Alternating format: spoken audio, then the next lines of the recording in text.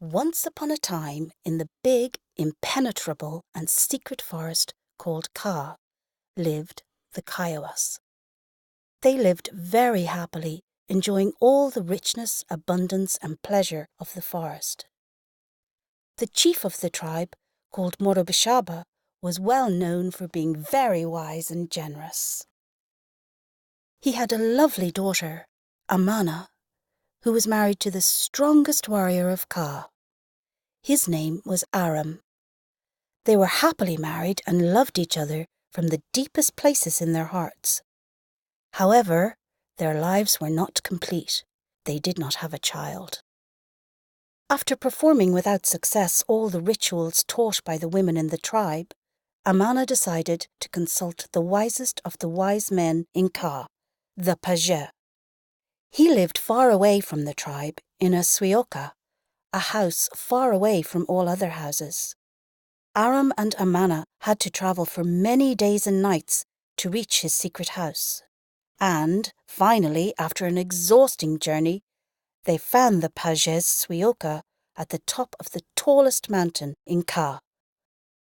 They were both so nervous and exhausted when they met Page, the wise man, that they could barely tell him the reason why they were there. Page was known for being very good and generous, the wisest of the wise. However, it was also well known that he would only concede special requests in very special cases, as he believed everyone had the power within themselves to find the path to solve their own problems, once they were able to open the door to their own heart. After hearing Amana's and Aram's story, Page closed his eyes and remained in silence for a while.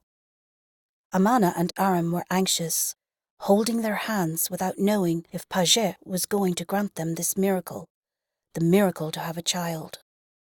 But Amana and Aram were special people. They had lived life honouring their family, relatives and friends and their culture and traditions.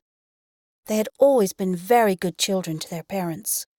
They always took their responsibilities very seriously, and they were always ready to help those less privileged.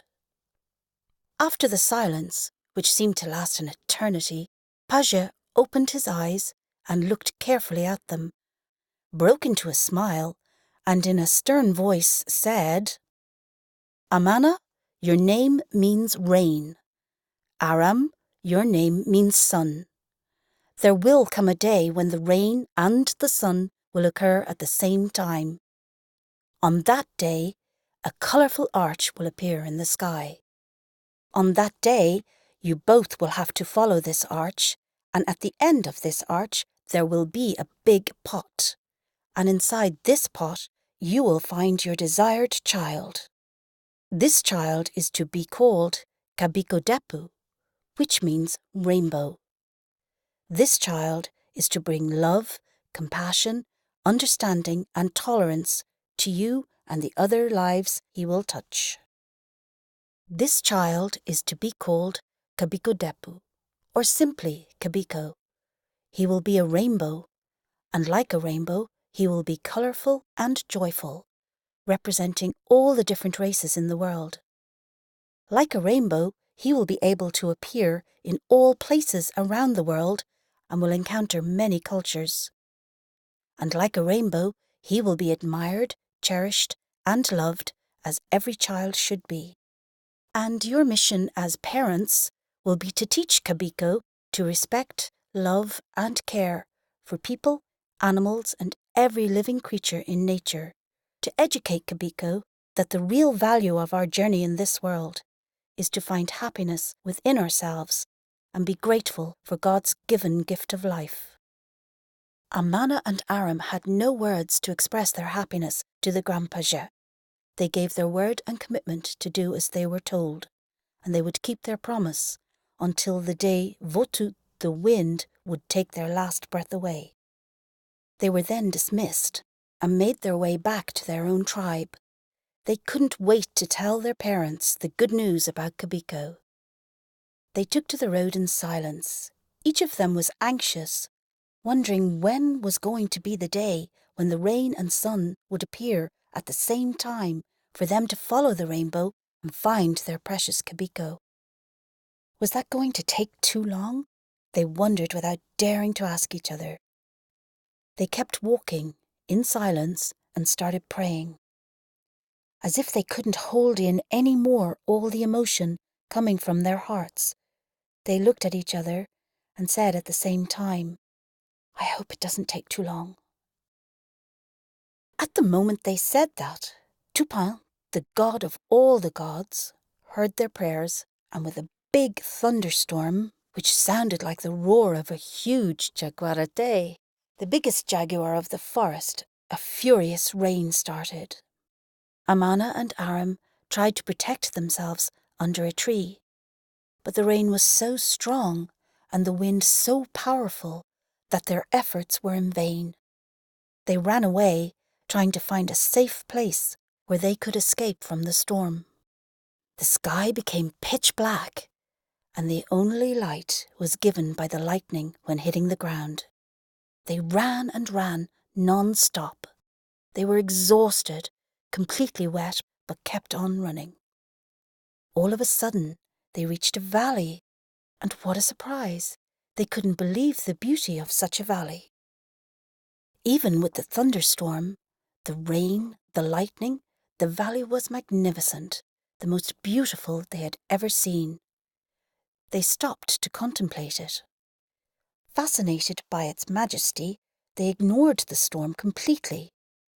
Then, miraculously, the clouds started opening, and a beautiful blue sky cleared, and with it stood the most amazing and beautiful arch of the most splendid bright colours. Without thinking twice, they grasped each other by their hands and ran towards the end of the arch. They can't recall how long they ran, they just couldn't stop, with their hearts pounding, thinking of Kabiko Depu, their baby, their so longed-for child, their Kabiko. They arrived at the end of the arch almost breathless. They found the place full of colourful flowers and animals of all species, as if they all had been waiting for them. They stopped without knowing where to go. They couldn't see any pot, but then the animals started moving aside, opening a path for them to walk through. They held hands again. Their hearts beat so fast and loud that they could even hear them. As they walked along the path, each animal bowed to them in reverence. They were surprised, but they felt loved and connected to each of them. When they finally reached the end of the line of animals, they saw a beautiful golden-coloured pot, and inside, there he was, their child, their Kabiko, smiling at them. They were full of joy and happiness when they held Kabiko in their arms for the first time. All the animals cheered them, and all sorts of sounds of happiness echoed throughout the forest, reaching even the most distant villages on the planet. And in that moment, every living being in their world knew that Tupin, the god of the gods, had blessed them once again.